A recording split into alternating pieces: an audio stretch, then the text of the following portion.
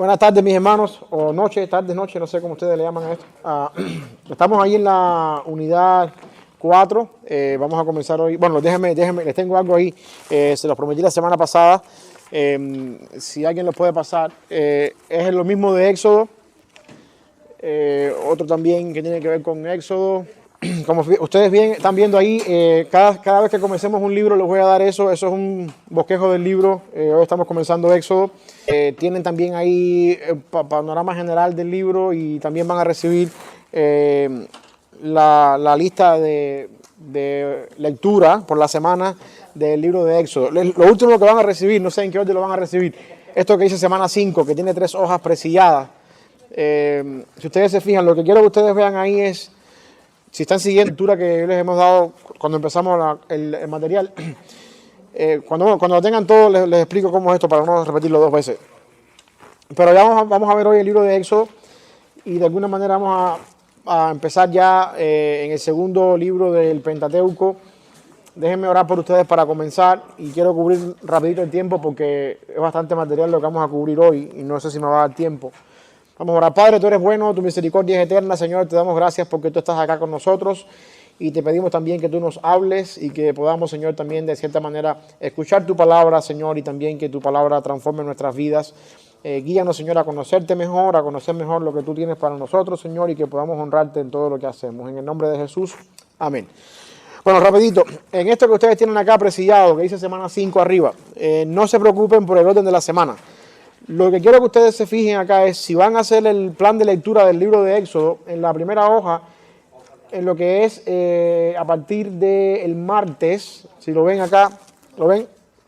Primera hoja, martes dice Éxodo 1 al 3. Les estoy dando todo eso porque ustedes van a ir por toda esa semana hasta el final de la semana. La segunda hoja que dice semana 6, toda la semana es Éxodo. Y la tercera hoja, solamente el primer día, que es el lunes, sería la semana 7, el lunes, Éxodo 39 y 40. Lo que quiero que ustedes se lleven con eso es que ustedes, si ustedes se leen 3 capítulos diarios, en 2 semanas se pueden leer todo Éxodo. Y de alguna forma nos da tiempo a cubrir todo Éxodo si siguen este plan de lectura. Olvídense de semana 5, 6, 7, porque eso es un plan de lectura de toda la Biblia. Yo les voy a ir dando a ustedes el que corresponde con el libro que estamos viendo para que ustedes se familiaricen con eso. Lo otro que les dieron ahí es... esto ustedes lo deben conocer porque también es de la vez anterior cuando les dimos Génesis. Eso es un poquito, de manera general, información del libro y bosquejo del libro para que tengan ahí un poquito también de qué trata el libro de Éxodo y algunas cosas que les van a ser ahí útiles en cuanto al tiempo, qué periodo abarca y cuestiones así. Antes de que comencemos, ¿alguna pregunta, alguna duda en la semana? ¿Algo que vieron que les llamó la atención? Algo que en el estudio les pareció interesante, que quieran compartir rapidito. ¿No? Vamos a entrar entonces en materia para aprovechar el tiempo. Estamos acá comenzando en el libro de Éxodo. Dice que el libro de Éxodo nos muestra la obra de redención que Dios obró con el pueblo de Israel y su llamado para que sirviera al pueblo de Israel a Dios en obediencia. ¿Okay? De hecho, la palabra Éxodo significa salida. De ahí viene el nombre del libro. Los libros en hebreo normalmente usaban el nombre de la primera palabra con la que empezaba el libro en hebreo, y de ahí le ponen el nombre al libro. Por supuesto, estos libros tienen un nombre en griego más que en hebreo porque siguen la terminología de la Septuaginta, la versión del Antiguo Testamento en griego. Por eso es que Génesis significa principio. ¿Por qué razón? Porque en el principio, y ahí está el nombre del libro, el libro de Éxodo, que ustedes tienen ahí con ustedes la Biblia, se van a dar cuenta que el libro de Éxodo comienza diciendo: estos son los nombres de los hijos de Israel cuando entraron en Egipto, pero aunque este no tiene el nombre como tal, la palabra Éxodo aquí, el evento más importante en el libro es el Éxodo, y por esa razón se llama salida o Éxodo, la liberación de Egipto. Y así, bueno, ahí viene el nombre del libro. Nos muestra, como dije ya, la obra de redención de Dios, cómo fue que Dios sacó a su pueblo de Egipto. El Éxodo es considerado uno de los eventos más significativos en todo el Antiguo Testamento y eventualmente en toda la Biblia. De hecho, se cree que el milagro más grande que existe en el Antiguo Testamento es precisamente el Éxodo. la apertura del Mar Rojo, la salida de Egipto, y esto tiene una gran influencia en la teología de toda la Biblia, porque después más adelante en el Sermón del Monte dice Lucas que Jesús estaba hablando en la transfiguración con Elías y con Moisés, y en el medio dice que hablaban de su partida. Esa palabra partida es la palabra éxodo. Por lo tanto, la ascensión de Cristo se ve en la Biblia en términos de un éxodo. Es una liberación saliendo de este mundo con la intención de llevarse con él en su liberación todas aquellas personas cautivas, un pueblo de redimidos, como una idea de lo que sucedió en el libro de Éxodo, básicamente con la salida del pueblo. La poderosa intervención de Dios sirvió para crear un patrón de liberación divina en la nación de Israel y para dar esperanza en los tiempos de esclavitud. A lo largo de todo el Antiguo Testamento, uno se da cuenta de que los profetas y los libros poéticos hacen alusión al éxodo como una forma de liberación. Dios nos va a liberar y hacen alusión o usan la palabra éxodo o usan el evento del éxodo de cierta manera para hacer la comparación con la liberación, teniendo en cuenta de que Dios libera, dejando así el éxodo, especialmente lo milagroso de la salida de Egipto, dejando eso como un patrón de liberación y como un patrón de lo que significa, incluso hasta en el cristianismo, trasciende eso en el Nuevo Testamento cuando Cristo nos libera de nuestra esclavitud, del pecado de la esclavitud, la liberación, la apertura del Mar Rojo, entrar a la tierra prometida, el cielo que nos espera. Todo eso es un patrón de lo que ocurrió acá en el Éxodo. Si pudiéramos nosotros bosquejar el libro de Éxodo, estoy en la página, para los que ustedes tienen el material, página 56, ¿ok? Si pudiéramos bosquejar el libro de Éxodo, a grandes rasgos pudiéramos decir que la liberación de Egipto, lo que es el Éxodo como tal, va desde el capítulo 1 hasta el capítulo 19:2, ¿ok? Todo eso es lo que ocurre con Moisés, el llamamiento de Moisés, las plagas de Egipto y eventualmente la salida de Egipto. Todo eso es desde el 1 hasta el 19:2. Lo otro importante es a partir del 19:3 hasta el 24:18, eso es el pacto, la esencia del pacto, el pueblo llegando al monte Sinaí y en el monte Sinaí recibiendo el pacto, que esto también es crucial porque esto es el pacto que después en el Nuevo Testamento se le conoce como el antiguo pacto, porque Cristo sella el nuevo pacto. Pero esto es importante también en el concepto de lo que es el libro de Éxodo. Lo otro que vemos acá es Moisés recibiendo instrucciones con respecto al tabernáculo, capítulo 25:1 hasta el capítulo 31:18. Y esto también tiene una significación histórica porque esta es la primera vez en la historia que el pueblo tiene a Dios presente en medio de ellos a través del tabernáculo. Y a Moisés se le dice que hiciera el tabernáculo según se le mostró, dando la intención dando la idea de que lo que Moisés está haciendo en el desierto es una copia, una réplica de lo que ocurre en la presencia de Dios, del tabernáculo celestial. Y esto, bueno, como dije ya, la significación es que por primera vez Dios habita en medio de su pueblo. Después que hay un pacto, después que hay promesas, después que hay una ley, después que hay un lugar para Dios habitar. Lo otro que podemos ver es capítulo 32 y capítulo 34, o al capítulo 34, 35, la ruptura del pacto y la renovación del pacto. No había terminado Dios de sellar el pacto con el pueblo, ya está el pueblo rompiendo el pacto. Y ahí hay consecuencias de pecado, es cuando el becerro de oro, y eventualmente después ese pacto es renovado otra vez. Moisés tiene que volver a escribir las tablas de la ley, y Moisés interviene por el pueblo. Y lo último que tenemos es las instrucciones con respecto al tabernáculo, capítulo 35 hasta el capítulo 40-38. Así podemos bosquejar de cierta manera el libro de Éxodo, en sus 40 capítulos, como ustedes pueden ver ahí en lo que ustedes están recibiendo. Eso es básicamente la página 56, lo que estoy acabando de decir ahora. Vamos a entrar un poquito en el día 1. Vamos a ver el libro de Éxodo como tal, capítulo 1 del libro de Éxodo.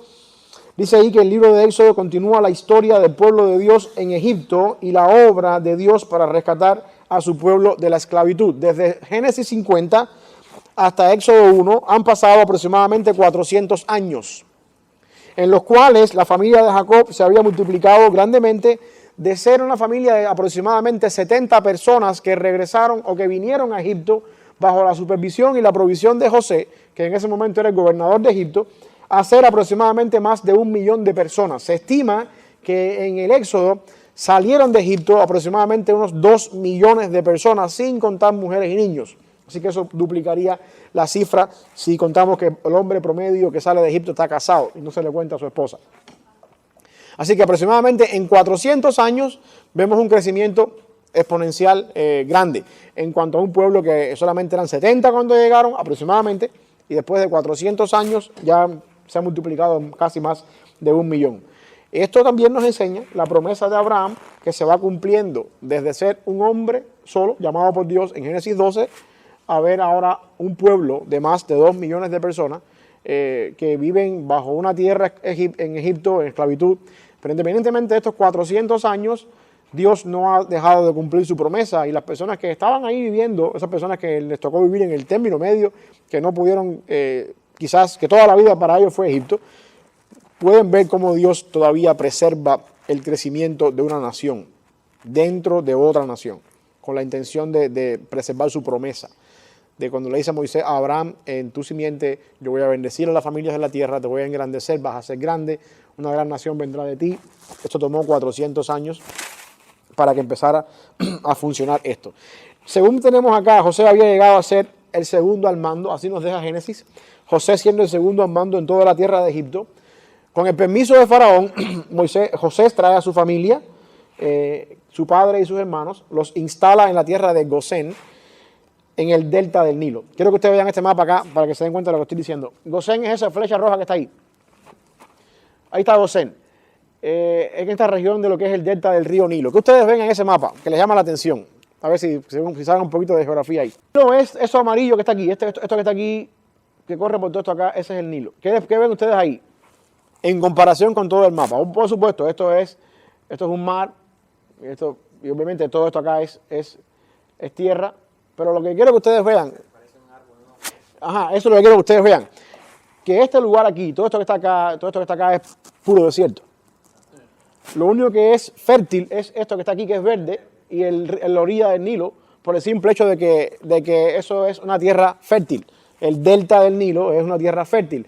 Lo que quiero que ustedes se den cuenta es que por orden de Faraón, José trajo a su familia al mejor lugar que había en Egipto en cuanto a la vegetación.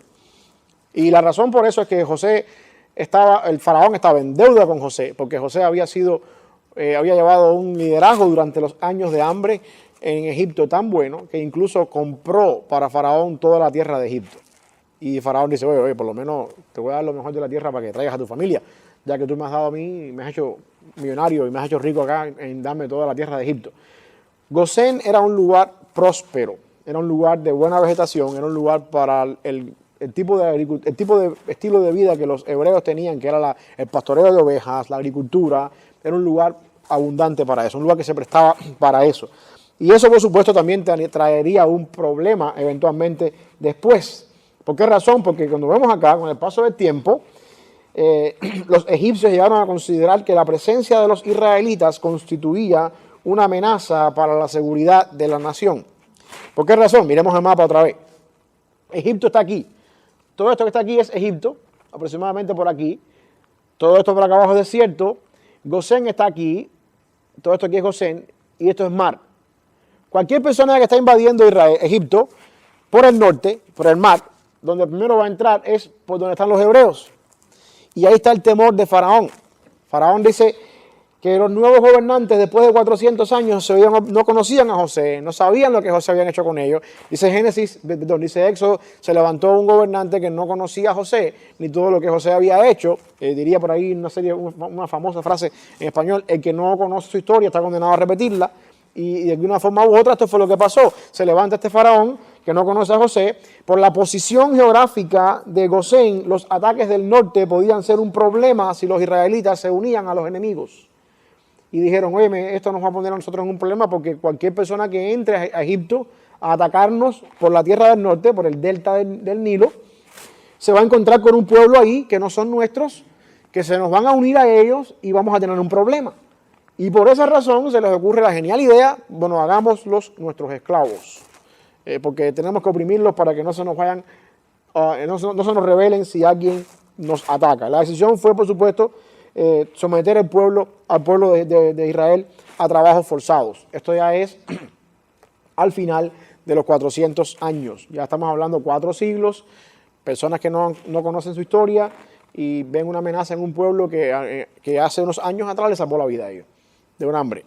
Y así, bueno, vemos cómo se desarrolla el punto de llegar a la esclavitud. Quiero que vean esto acá también. La esclavitud no consiguió detener el crecimiento de la nación de Israel. Eso era el propósito. Forcémoslos a trabajo forzado, hagámoslos nuestros esclavos para que ellos entonces, por una reacción ante la reacción de la esclavitud, se dignen a tener menos hijos, el pueblo no se reproduzca tanto y los podamos doblegar. Eso no funcionó. Dice que al no funcionar el plan, la idea de Faraón fue que todo varón que naciera entre los hebreos, dirían en México, le dieran cuello. Mataran a todo niño varón que naciera de los hebreos. ¿Por qué razón? Porque el varón, evidentemente, cuando se casa, es el que mantiene el apellido, el que trae familia. No había problema con las mujeres, porque las mujeres podían ser incluso tomadas como esposas para los mismos egipcios. Y eso estaba bien. Y había que matar, por supuesto, a todos los varones. Las parteras egipcias, se llamaban Cifra y Fua, dos buenos nombres para niñas, no hacen caso de eso. No hacen caso de eso y se justifican delante de Faraón y le dicen, el problema es que cuando nosotros llegamos ahí al lugar de la casa, de la sala de parto, ya las mujeres hebreas dieron a luz y no podemos, porque Faraón le dice a las parteras egipcias, cuando ustedes vayan a asistir al parto y el niño nace, si es varón, mátenlo. En el momento del parto, ustedes saben, mujeres, ustedes han dado a luz, usted no ve al niño hasta que no se lo ponen en sus brazos. Entonces la idea era mátenlo y le digan, no, ya nació muerto. Y si es mujer, déjenla vivir. Las parteras egipcias, por temor a Dios, no hacen eso. Y entonces, ¿qué es lo que hacen? Le dicen a Faraón, el problema es que las mujeres de Hebrea son, dicen ellos, robustas. Cuando llegamos, ya dieron a luz al niño, no podemos matarlo. Lo hacen por temor, dice la Biblia, que Dios bendijo a las parteras y también les dio familias abundantes a ellas. Esto no significa de que Dios bendice la mentira, pero no vamos a entrar ahí ahora. Esto lo que significa es que Dios bendice a las personas que tienen temor de Él. ¿Ok? Esto no justifica la mentira. Y al Faraón darse cuenta que esto no funciona, dice, bueno, pues la ley entonces es, todo niño varón tiene que ser arrojado al río. El río, por supuesto, era para que fuera o ahogado el niño o comido por los cocodrilos que abundan bastante en el río Nilo. Ese es el contexto donde nace Moisés. En esas condiciones políticas nace Moisés. Dice la Biblia que Moisés nació después de este decreto de exterminar a los niños y lo tienen escondido por 3 meses los padres de Moisés, que se llamaban Amram el padre y Jocabed. Moisés posiblemente era el menor de los 3. Tenía una hermana que se llamaba Miriam o María, depende de la traducción que usemos, y sabemos también que Aarón era mayor que Moisés. Y Moisés posiblemente era el menor, a menos que hubiera otros hermanos más pequeños. A lo mejor con Aarón no estaba la ley cuando Aarón nació todavía y él pudo vivir, y Miriam era mujer, no había ningún problema con ella. Pero Moisés nace en el momento sus padres lo esconden por 3 meses, al no poder esconderlo más, dice la Biblia que, bueno, ustedes saben la historia, su madre lo pone en una canasta en el río y lo pone en el momento, apropiadamente lo pone en el momento en que la hija de Faraón se está bañando y le dice a Miriam que lo siga, y en eso hay un propósito. La madre de Jocabed sabía lo que estaba haciendo, ella no estaba tirando el niño al río, ella estaba buscando la posibilidad de que la hija de Faraón lo adoptara y entonces así no había que matar a Moisés. Y el plan salió perfecto porque Miriam después, cuando se da cuenta que la agarra la hija de Faraón, le dice, yo te puedo buscar una mujer que lo cuide. Y al final termina la madre de Moisés criando a su propio hijo, autorizada por la hija de Faraón. Big deal, un plan perfecto, que salió bien. Aparentemente salió bien, pero detrás de todo eso el punto es que Dios nos está enseñando que la provisión de Él para traer al libertador incluso es algo milagroso. Yo quiero que ustedes se den cuenta de este patrón que se ve desde Abraham. Dios está dejando saber en todo Génesis y hasta aquí en este momento de Éxodo que Dios es el que está lidiando en todo momento con el pueblo que Él tiene escogido para sí. Sara era estéril, Dios proveyó un hijo milagrosamente. Después nos damos cuenta que la esposa de Isaac, Rebeca, también era estéril. Dios proveyó esos 2 hijos milagrosamente. Nos damos cuenta después que Jacob tuvo 4 mujeres y Jacob milagrosamente, Dios proveyó para Jacob milagrosamente todos estos hijos. El pueblo llega a Egipto a través de Moisés, de José. Dios también provee que el pueblo no muera de hambre. El pueblo se multiplica en Egipto por 400 años y ahora en el momento de la esclavitud, Dios provee en medio de las situaciones políticas más adversas su libertador, moviendo todos los planes alrededor de lo que está pasando para que su libertador, que es Moisés, termine siendo educado por la hija de Faraón, aprendiendo en las mejores universidades de Egipto y preparándose para hacer lo que va a hacer después, más adelante. En todo momento Dios les está diciendo al pueblo de Israel, si algo ustedes tienen que saber es que yo soy el que los he creado a ustedes como pueblo y hasta el día de hoy los he sustentado como pueblo. Y eso es lo que vemos con la vida de Moisés. Eso es básicamente el día 1. Sí, perfecto. Eso es las tres cosas que, de alguna forma, la manera en la que Faraón oprimió al pueblo. Pasando al día 2, para ir avanzando un poquito más, porque hay bastante que tenemos que cubrir aquí. Bueno, antes de que lleguemos al día 2, página 58. En su opinión, ¿por qué no incluyeron muchos detalles históricos en el registro bíblico con respecto al nacimiento de Moisés? ¿Alguien sabe por qué razón? ¿O alguien tiene alguna idea de por qué?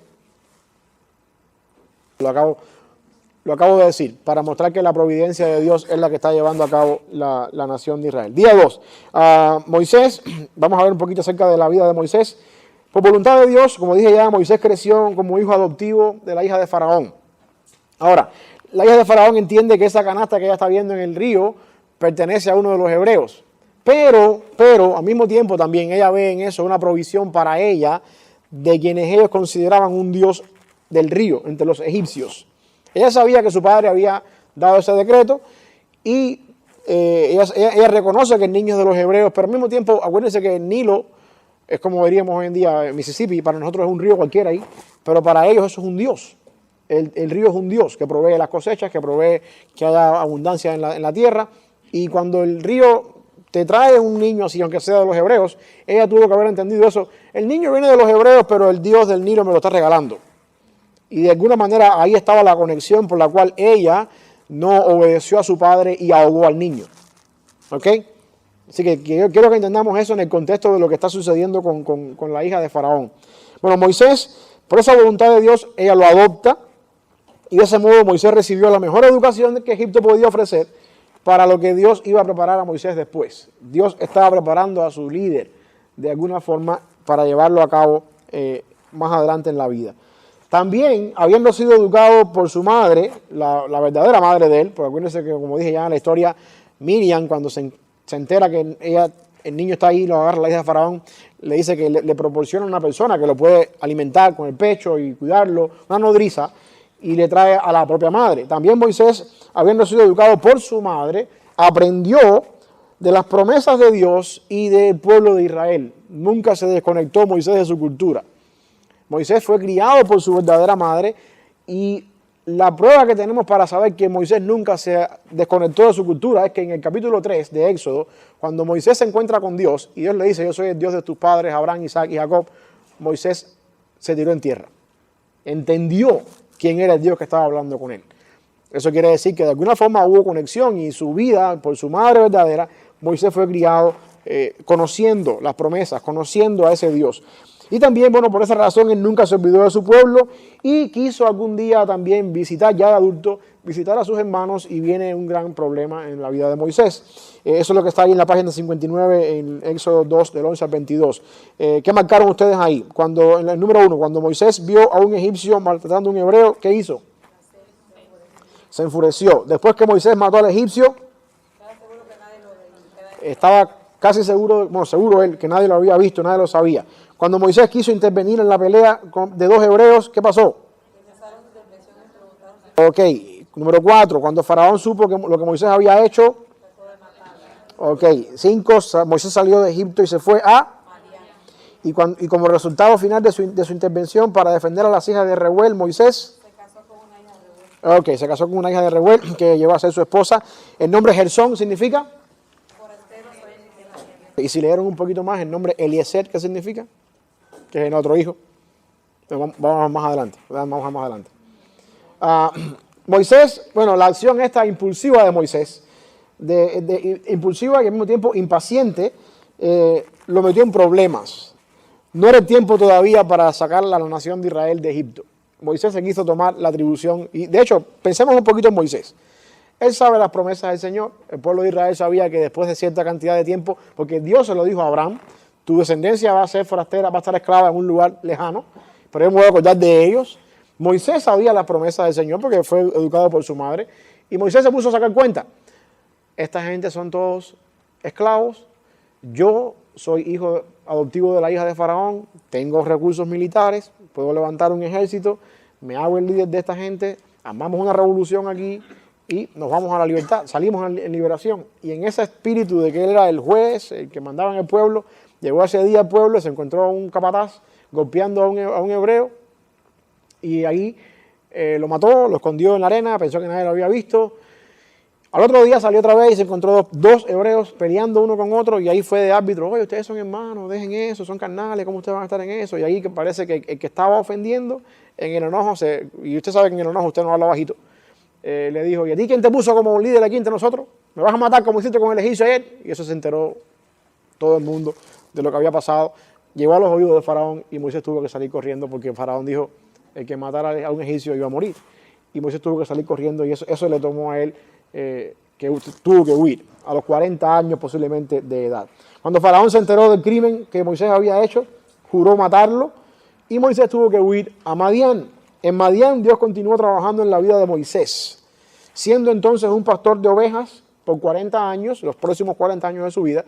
Moisés aprendió mucho acerca de la vida en el desierto, lo cual le serviría después para lidiar con el pueblo en el desierto. Dios estaba trabajando en la vida de Moisés. Moisés se casa con la hija mayor de Jetro, que hoy en día es una marca de maquillaje de mujeres, Séfora, y tiene dos hijos con ella, Gersón y Eliezer. Vamos a ver aquí, eso pasan, ya estamos hablando de un Moisés de 80 años, 40 años en Egipto, siendo educado en los mejores palacios, yendo a las mejores escuelas de Egipto, con tremendo entrenamiento militar. Las cosas no salen como él quiere, tiene que salir corriendo y llega al lugar del anonimato. Déjenme decirle algo, porque esto yo creo que es interesante. Si ustedes se acuerdan y leen su Biblia bien con detalles, la Biblia no da detalles por gusto. Cuando, a final de Génesis, cuando José trae a su familia a Egipto y le presenta a su familia a Faraón, él le dice algo a sus hermanos. Él le dice a sus hermanos, cuando lleguen delante de Faraón, no vayan a decir ustedes que son pastores de ovejas. Digan que se dedican a la ganadería. Y Génesis da un detalle, dice, porque los pastores de ovejas son abominables para los egipcios. Es como decir hoy en día un trabajo sucio, un trabajo que nadie quiere hacer.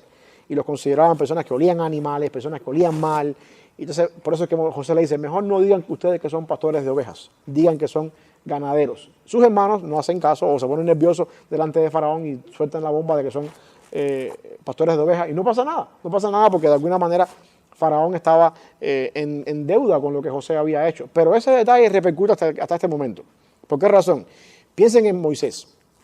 3 meses de edad, siendo expuesto en una canasta en el río, y con 3 meses empieza a vivir su vida en un palacio. Moisés, toda su vida, aunque fue educado por su madre, toda su vida Moisés estaba adaptado a una cuna de oro. Moisés no, si para los egipcios ser pastores de ovejas era abominable, también lo era para Moisés, porque Moisés estaba adaptado a estar al nivel de los egipcios. Entonces Dios saca a Moisés de la cuna de oro y lo pone en lo que es abominable, a pastorear ovejas. Ni siquiera eran sus ovejas, eran las de su suegro. O sea, pone a Moisés en lo más bajo de lo que un egipcio consideraba el eslabón de la sociedad. Y ahí empieza Dios a trabajar con Moisés. Eso nos dice mucho a nosotros. Dios a veces nos pone a nosotros en el último vagón del tren, donde nadie se acuerda de nosotros, para trabajar con nosotros allá atrás. Eso fue lo que hizo con Moisés por 40 años. Dios estaba enterado cuando ya después de los 40 años, en el momento en que Moisés es llamado por Dios en la zarza, Dios estaba enterado de la situación de los israelitas en Egipto. Cuando Dios se le aparece a Moisés, le dice, yo sé lo que está pasando en Egipto. Bien he visto la aflicción de mi pueblo en Egipto y el clamor de ellos ha llegado a mi presencia. Dios había escuchado el grito, la angustia de ellos. Dios no estaba ajeno al clamor de sus hijos. Y eso es una promesa para todos nosotros. Moisés andaba huyendo, su cabeza tenía un precio en Egipto, y sin embargo Dios le dice a Moisés, yo no me he olvidado de mi pueblo en Egipto. Ellos están clamando, llorando por allá, yo no me he olvidado de mi pueblo en Egipto. Ya había llegado el tiempo apropiado para la liberación. Moisés era el instrumento que Dios iba a usar para sacar al pueblo de la esclavitud, y así empieza Dios hablando con Moisés en ese momento en la zarza ardiendo. La zarza ardiendo es un detalle interesante en respecto a la Biblia. Vamos a ver un poquito más adelante qué pasa aquí. Moisés en el monte, ¿dónde estoy? Estoy en la página 50 y 60, final de la página. Los espacios en blanco ustedes me imagino que lo llenaron, ¿verdad? No voy a ir por ellos para ahorrar tiempo, porque no nos va a dar tiempo. Moisés en el monte, dice la Biblia que este es el mismo monte, Monte Horeb es el mismo monte Sinaí, mismo lugar geográfico, tiene dos nombres diferentes, depende de cómo se le use, Horeb o Sinaí. Sinaí es la península, si ustedes van al mapa otra vez, que no voy a pasar por allá porque ya me quedé atrás, es una península de Sinaí y en esa península hay un monte que se llama Monte Horeb. Ahí está Moisés, es el mismo lugar donde Dios se le reveló a Moisés después, cuando le da los 10 mandamientos. Dios se le aparece a Moisés por medio de una llama de fuego en una zarza. Y eso era algo normal en el desierto. A altas temperaturas del día era normal que una zarza, por la fricción del viento con el calor, se incendiara. Porque los incendios que pasan hoy en día en California y esas cosas. Eso es algo normal. El milagro estaba en que la zarza no se consumía. ¿Ok? Imagínense Moisés por la mañana, yo quiero pensar así, no es que sea así. Moisés por la mañana va para el campo con sus ovejas y encuentra la zarza ardiendo ahí. ¿Cuántas veces en el día, Moisés, en sus 40 años en el desierto, no vio Moisés un evento parecido a ese? Algo normal. Y que quizás venía de regreso por la tarde y todavía la zarza ardiendo ahí. El único problema es que las hojas seguían estando verdes, no salía humo, no había olor a quemado, no se estaba consumiendo la zarza. Y eso es lo que hace que Moisés dice, hey, déjame ir ahí a ver qué es lo que está pasando ahí. ¿Por qué razón esto no se está consumiendo? Y cuando Moisés se acerca, es que entonces Dios habla y Dios interviene. Dios se identificó como el Dios de Abraham, Isaac y Jacob. Y Moisés automáticamente entendió de quién estamos hablando, porque se postró en tierra. Y esto es de suma importancia porque el Dios que se le había aparecido a Moisés en ese momento en la zarza es el mismo Dios que se le apareció a los patriarcas, Abraham, Isaac y Jacob, no a José, como vimos la semana pasada. Y al mismo tiempo eso implica que este es el Dios de la promesa. Y Moisés entendía quién está hablando aquí. Lo otro que quiero que ustedes vean acá es que él se reveló a Moisés en lo cotidiano del día. O sea, Moisés ahí no apareció algo extraordinario. Porque una zarza ardiendo en el medio del desierto es algo normal. El único problema es que había algo en eso normal que sonaba a milagro. Que es que no se consumía la zarza. Y eso nos hace entender a nosotros muchas veces que hay momentos en la vida en que Dios está tan claro hablando con nosotros que por ser tan cotidiano en nuestra vida no nos damos cuenta. Dios se comunica muchas veces con nosotros en lo normal de nuestra vida. Y aquí en la página 61 ustedes tienen una cantidad de zarzas ardiendo ahí en la imagen de la página que habla de algunas cosas en las que muchas veces Dios se relaciona. Un amigo en necesidad, una vacante en un comité de la iglesia, del ministerio, un servicio de la comunidad que uno necesita, una discusión en el auto, un problema en el trabajo, un vecino enfermo. Las cosas que nos pasan muchas veces en la vida nuestra alrededor del día, muchas veces son cosas que Dios hace para llamarnos la atención. Y no nos damos cuenta porque estamos tan involucrados en las cosas del día que no vemos a Dios obrando en nuestra vida. Y el consejo de aplicación aquí es que mientras más cerca estamos del Señor, y mientras más comunicados estamos con Dios, más fácil se nos hace entender cuando Dios está obrando alrededor mío. Y por eso es que yo creo que lo cotidiano de esto hace que de alguna manera, y cada vez que vemos a Dios obrando en la Biblia, de cierta manera Dios se revela su poder, su milagro, en las cosas cotidianas. Por ejemplo, en la pesca milagrosa de los discípulos, estaban pescando, no habían agarrado ni un pez. ¿Qué querían ellos? Pescar. Y no han pescado nada. Y sin embargo, Dios automáticamente ahí provee una pesca milagrosa y ellos en lo cotidiano del día se dan cuenta que Dios está obrando con poder. Algo majestuoso hubiera sido que en medio de la barca, ahí en medio del lago, hubiese bajado un ovni ahí. Esto cosa es. Eso sí es algo fuera de lo normal. Pero es que en el mismo contexto de la pesca, Dios proveyó el milagro. Y uno se da cuenta que los milagros que Dios hace y la forma en la que Jesucristo más adelante después en el Nuevo Testamento llamó a sus discípulos es en lo cotidiano del día. Dios habla muchas veces en lo cotidiano. Nosotros somos los que estamos tan dando vueltas por ahí en nuestra cabeza que no podemos escuchar a Dios. ¿Ustedes se acuerdan de Elías en la zarza, en la cueva, en el monte Horeb, mismo monte, cuando estaba huyendo de Jezabel? Dice la Biblia que pasó un terremoto, pasó un fuego, pasó un viento, y en ninguna de estas cosas estaba Dios.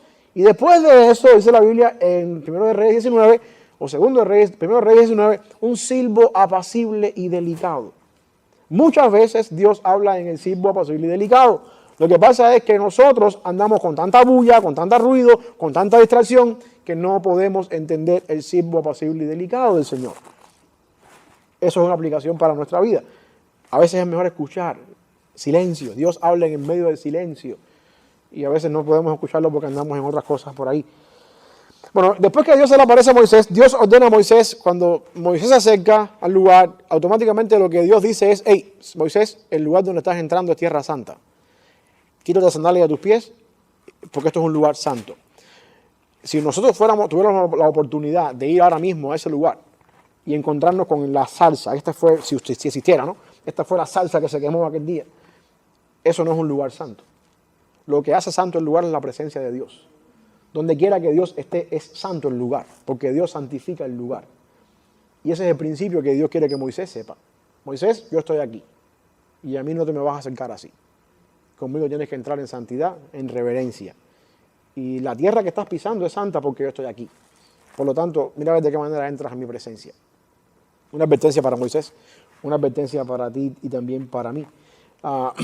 Estoy aquí en el día, déjame ver, día 3, ¿ok? Día 3, el llamamiento de Moisés y las excusas de Moisés. Al escuchar el llamamiento divino, Moisés dice que vaciló entre el temor y en la obediencia de regresar otra vez ante el rey de Egipto. Dios le dice a Moisés básicamente lo que está pasando.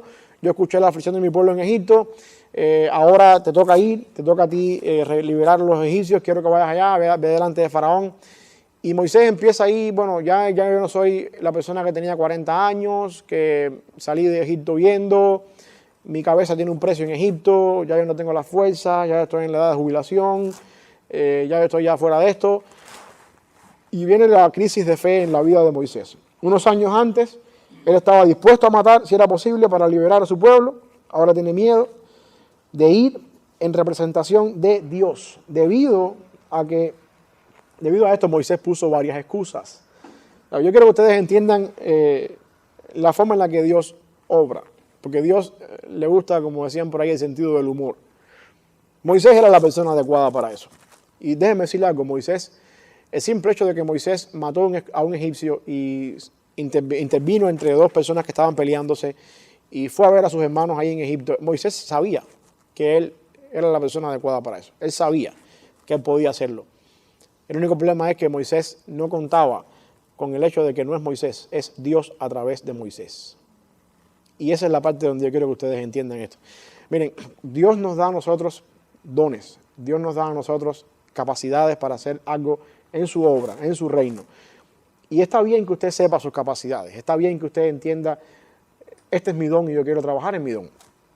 El problema es que a veces nosotros no contamos en que detrás de todo eso no somos ninguno de nosotros, sino que es Dios. Y tú sabes qué hubiera pasado si Moisés le hubiese salido bien la revuelta 40 años antes, si Moisés hubiese levantado un ejército y si Moisés, vamos a poner todos los sí condicionales como que fueron ciertos. Si se hubiese levantado un ejército, si hubiese hecho una revolución, si se hubiera escapado de Egipto con el pueblo, si hubiese llegado al lugar donde Dios había prometido, que era Canaán, si todo eso hubiera sido un éxito, nunca el pueblo le hubiese dado la gloria a Dios. Cuando nosotros hacemos las cosas por nuestra cuenta y creemos que tenemos la capacidad para hacer las cosas, nunca vamos a poder glorificar a Dios, porque siempre fui yo el que lo hice. Eso fue lo mismo que le dijo Dios a Gedeón. No, todavía te quedan muchas personas. Con 300 me es suficiente. Y con 300 hombres de una manera milagrosa, entonces liberaron a los madianitas y Gedeón entendió. No fui yo. No hubo manera humana que yo con 300 hombres y una antorcha y una vasija de barro hubiese derrotado miles de personas. Tuvo que haber sido Dios. Por esa razón Dios muchas veces nos hace pasar por el desierto. Por esa razón Dios muchas veces nos hace pasar nos pone en el último vagón del tren. Para que entendamos que cuando ya no tenemos fuerzas humanas para hacer las cosas, es cuando dice Dios, ahora es cuando es. Para que entiendas que no eres tú, soy yo. Igual lo que hizo Dios con Abraham, lo vimos la semana pasada con el hijo de Abraham. Anda delante de mí, sé perfecto, Abraham, yo te voy a dar un hijo y te vas a dar cuenta que te lo voy a dar yo cuando tengas 100 años, cuando ya tú no puedes tener hijos. Y si Sara es estéril, no, ahora vas a ver que aparte de la esterilidad, también tiene 90 años también. Es imposible humanamente. Ahora viene el hijo, para que entiendas, Abraham, que yo no necesito que me ayuden. Dios es todopoderoso y Dios puede hacer las cosas a su tiempo. Dios no necesita de ninguno de nuestros dones, de ninguna de nuestras facilidades, de ninguna de nuestras capacidades. Dios no nos necesita. Dios nos prepara, Dios nos capacita, Dios nos usa, pero al final del día es Dios y no somos nosotros. Y a Moisés le costó 80 años entender eso. Y yo espero que a ti y a mí no nos cueste también 80 años entender eso. Porque usted y yo no vamos a vivir 120 años. Vamos a seguir. Día 3. Las excusas de Moisés. Vamos a ver hoy, en el tiempo que nos queda, hasta el día 3, vamos a ver 3 de las excusas de Moisés. La semana que viene saltamos en las 2 que nos van quedando los días 4 y 5. Primera excusa, yo no sirvo para esto. Eso es lo que yo quiero que entiendas. Que tú no sirves para esto. Ninguno de nosotros servimos para esto. Es Dios el que nos usa. Y eso es lo que Moisés no entendió 40 años antes. Esa es la primera excusa. La segunda excusa, no sé mucho acerca de Dios. En otras palabras, yo no soy teólogo. No tengo conocimiento de Dios. Vamos a ver más adelante eso. Nadie me va a creer. Ajá. Yo no sirvo para hablar en público. Moisés posiblemente era tartamudo. Y la última excusa, mejor búscate a otro. Eso vamos a ver la forma en que se desarrolla en el diálogo entre Dios y Moisés, ahí en la zarza. Estas 5 excusas son las que Moisés pone delante de Dios. ¿Qué diferencia? El hombre que hace 40 años antes no había que decirle nada. Llegó ahí a donde estaban los hebreos y sin que nadie le dijera nada, mató a un egipcio y después fue para allá a ponerse de en medio los dos ahí, no se fajen. Ahora está poniendo excusas hasta por gusto, para no hacerle el trabajo que Dios le está mandando a hacer. La primera excusa de Moisés, yo no sirvo para esto. Esta es su primera excusa y era ya sobre la base de que Moisés había tratado una vez esto y no le salió bien. Es normal, entendamos a Moisés.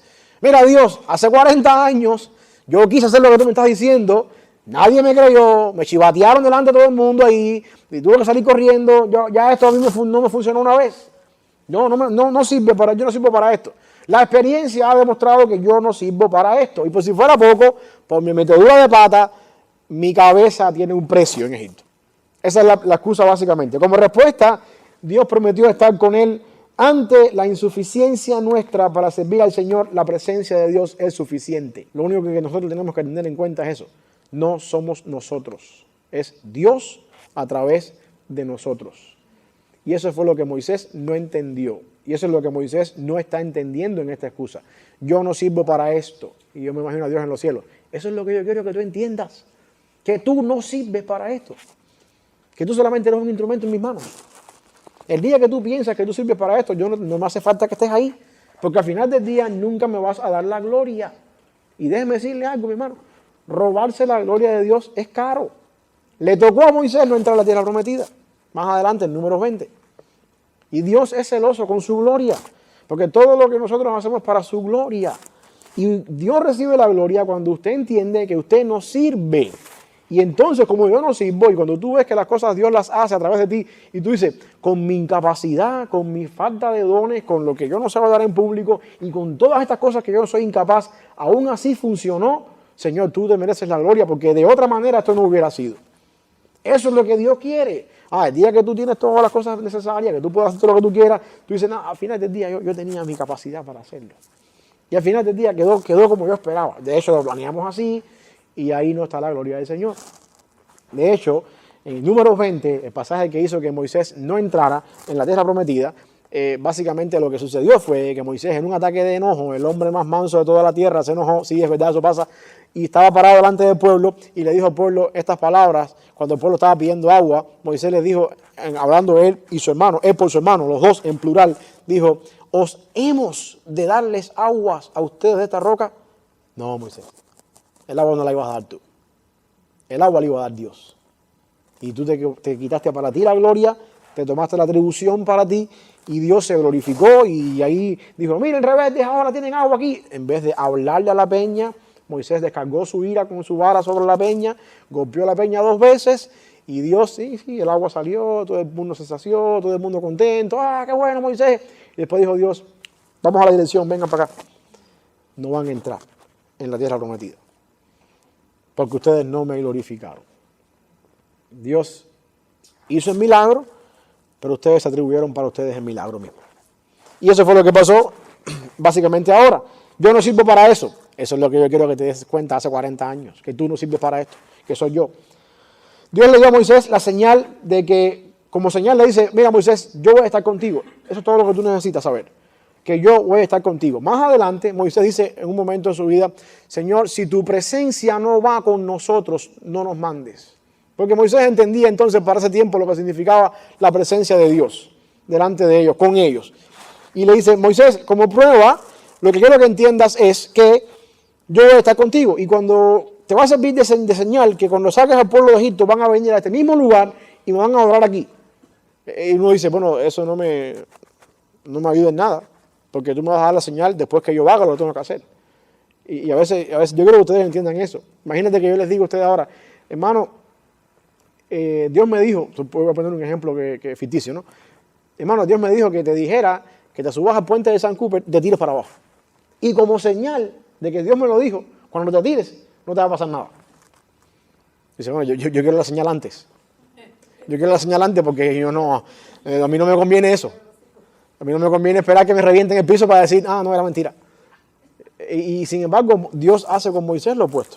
Dice, Moisés, vete allá, vas a sacar al pueblo de Egipto y como señal, cuando lo saques, van a parar en este monte.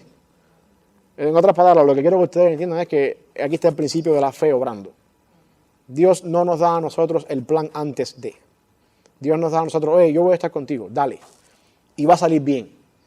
Pero a uno tiene que dar el paso de fe. Y eso lo vemos también después en el capítulo 14, cuando el pueblo va a brincar el Mar Rojo. Dios los lleva a ese lugar donde no hay forma de que puedan salir. El mar está de frente de ellos, el ejército está detrás, y todo el mundo empieza a gritar ahí, Moisés, ¿qué no estás haciendo? Y Moisés clama a Dios, óyeme, hasta aquí hemos llegado porque tú me has mandado aquí, ¿qué hacemos? Y Dios le dijo, porque tú clamas a mí, dile a los hijos de Israel que marchen. Y cuando el pueblo empezó a caminar, el mar se abrió. Entonces, muchas veces hay que mojarse los pies para ver el milagro. Y eso es lo que pasa, lo que está diciéndole Dios a Moisés aquí. Moisés, yo te estoy diciendo que voy a estar contigo. Y como prueba de eso, aquí te espero, cuando traigas al pueblo de regreso acá. Entonces, lo que Dios demanda es la fe. La señal vino después de la obediencia a Dios. El cumplimiento de la señal vino después, no antes. Esto prueba que la obediencia es crucial para la fe. Muchas veces sucede que no podemos estar seguros de la voluntad de Dios hasta que no obedecemos a la voluntad de Dios. ¿Ok? La excusa número 2 de Moisés. Yo no sé mucho acerca de Dios. Esa fue la otra excusa. El punto de la excusa es que Moisés no tenía el conocimiento adecuado para Dios, teológicamente hablando. No sé quién tú eres, no te conozco mucho. Solo sé lo que mi madre me enseñó, pero no sé quién tú eres mucho. Dios respondió una de las declaraciones más importantes en cuanto a su carácter. Yo soy el que soy. La única teología que tienes que saber es que yo soy el que soy. Nosotros no tenemos tiempo para entrar en la teología de ese nombre de Dios, se nos está acabando el tiempo, pero esa es una de las declaraciones teológicas más profundas que nosotros encontramos en toda la Biblia. Yo soy el que soy, el nombre de Dios viene de ahí, yo soy el que soy, Dios revela su nombre como, ahí está YHWH, hace 2 semanas atrás estábamos hablando de eso en el mensaje, eso es un nombre impronunciable, de ahí sale el nombre Yahweh, que significa de alguna manera por las letras hebreas, es el verbo ser o estar, Yahá, que es la letra hebrea, no vamos a entrar en eso, pero Dios responde con un verbo, yo soy el que soy. No responde como yo soy grande, yo soy el galardonador. Dios no responde con un sustantivo o con un adjetivo que lo descalifique a él. Yo soy fiel. No, yo soy el que soy. En otras palabras, ni tampoco está hablando de yo fui en el pasado y entonces soy ahora y seré en el futuro. No, Dios está hablando con un eterno presente. Eso quiere decir que en todo momento de la historia Dios es. Para Abraham, en aquel momento en que fue llamado de Ur de los Caldeos, yo soy. Para Isaac, Jacob, todos los patriarcas, yo soy. Lo que quiero que ustedes entiendan es que Dios está siempre presente en nuestras vidas en todo momento. Lo único que tiene que saber Moisés teológicamente de mí es, Moisés, en todo momento de la vida yo estoy presente. Yo soy el eterno Dios presente en todo momento de la vida. A ti no te importa más nada que saber que yo soy el que soy. Esa es la idea de la frase IHWH, que es el nombre de Dios. La respuesta de Dios es que Él siempre ha sido fiel en todo tiempo y que por lo tanto Moisés puede depender completamente de Él. Nosotros pensamos en el punto de vista de tiempo y eso es normal porque nosotros no vivimos fuera del tiempo. Uno puede mirar atrás y decir, bueno, ayer, en el pasado, Dios fue fiel conmigo porque Dios hizo tal cosa, En el presente yo estoy experimentando que Dios es fiel conmigo y por lo que Dios ha sido en el pasado conmigo y lo que Dios es ahora conmigo, yo puedo tener la seguridad de que Dios va a ser fiel conmigo en el futuro, que para mí es incierto. Pero desde el punto de vista de Dios, que está viendo las cosas desde fuera del tiempo, Dios dice, hey, para mí no hay tiempo, yo estoy presente en todo momento. Tu pasado, tu presente, tu futuro para mí es una realidad. Yo soy el que soy, yo no cambio. Yo soy el mismo ayer, hoy y por los siglos. Y la razón es que para ti existe un ayer, un hoy y un por los siglos, pero para mí yo siempre soy presente. Yo no cambio. Yo no sé si Moisés tuvo tiempo de digerir bien eso que significa eso, pero eso es suficiente en la teología nuestra. Si a mí me dice Dios, yo soy el que soy, vete para donde sea, en Memphis, en Miami, en donde quiera que sea, en la luna, Dios está ahí y no cambia. Y eso es una promesa para mi vida también, para tu vida también. No importa dónde estemos, no importa en las circunstancias que estemos, Dios está. Él es el eterno ser presente. Eso tiene mucha significación. Dijera en casa eso, después en su casa, quede dándole vuelta en la cabeza a eso para que vea lo que estoy diciendo, porque no nos va a dar tiempo. Pero eso significa mucho, a tal punto que la excusa de Moisés se fue. Yo no conozco mucho de ti, no tienes que conocer más nada. Esto es lo que tienes que conocer y se acabó la excusa ahí. La última excusa que vamos a ver hoy es, nadie me va a creer. Bueno, ya Moisés había experimentado también esto una vez en su vida. Cuando le dijeron, ¿quién te puso a ti por juez entre nosotros? ¿Quién te dio el derecho a ti de ser el que estaba mandando aquí en medio nuestro? Y la pregunta es, ¿qué garantía tengo ahora yo, que soy un viejo jubilado, que me van a creer ahora? Si cuando yo tenía 40 años no me creyeron. ¿Cuál es la garantía que tengo que después de 80 años ahora me van a creer? Y Dios responde con 3 señales visibles que servirían para que el pueblo creyera. Estoy en la página, 64. Y ustedes tienen que poner las señales ahí. ¿Qué pusieron ahí? La vara que se convirtió en serpiente. ¿Qué más? La mano que se volvió leprosa. ¿Y la otra? Y el agua del Nilo que se iba a convertir en sangre. Ok. Son 3 señales que servirían para que el pueblo creyera. Y déjenme hacer algo importante con esto acá. Dios no siempre da señales para que uno crea. De hecho, la señal más importante que en la sociedad nuestra que nos toca vivir está en Mateo 12, del 38 al 40, cuando la generación de Jesús demandó señal, Jesús le dijo, la única señal que hay para ustedes es la del profeta Jonás. ¿Saben lo que significaba eso? Que así como Jonás estuvo en el vientre del pez 3 días y 3 noches, el Hijo del Hombre va a estar en el corazón de la tierra 3 días y 3 noches. En otras palabras, Jesús está diciendo, la única señal que el mundo necesita para creer es la muerte y resurrección de Cristo.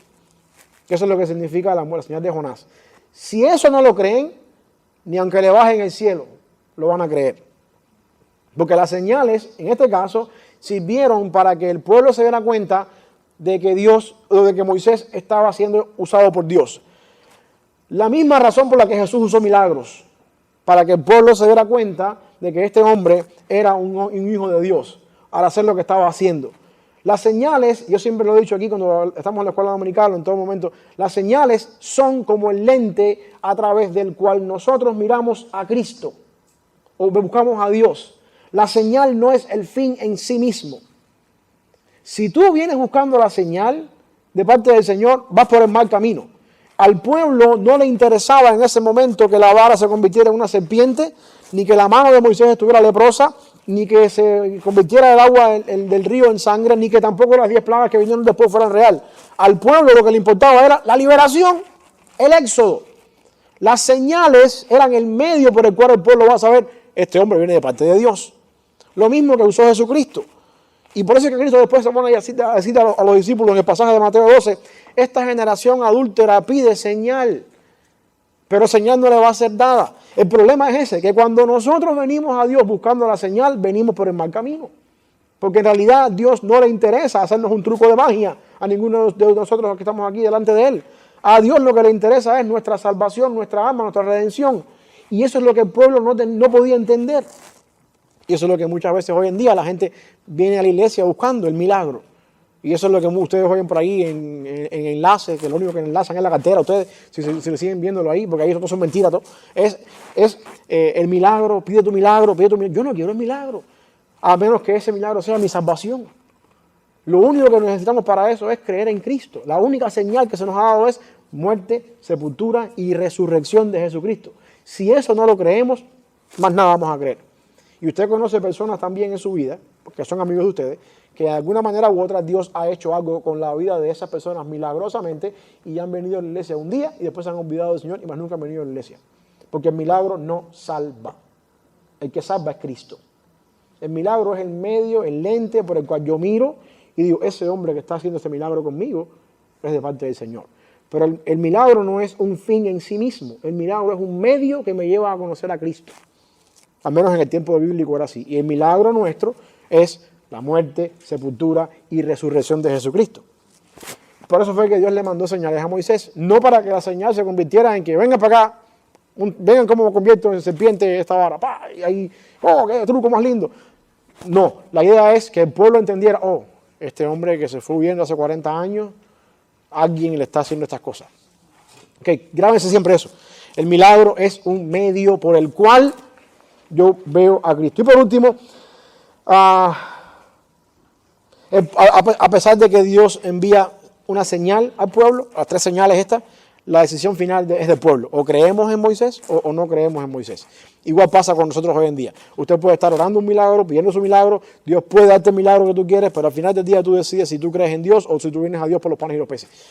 Al final la decisión de creer siempre depende de nosotros. Ahora que vamos a ver los días 4 y 5 y con eso vamos a estar cubriendo ya gran parte de las plagas y ya lo que viene como tal la liberación para entrar después ya en otra parte del pasaje. Vamos a terminar en oración. ¿Quién nos quiere despedir en oración ahí para terminar y así yo descanso mi voz? Hermano René.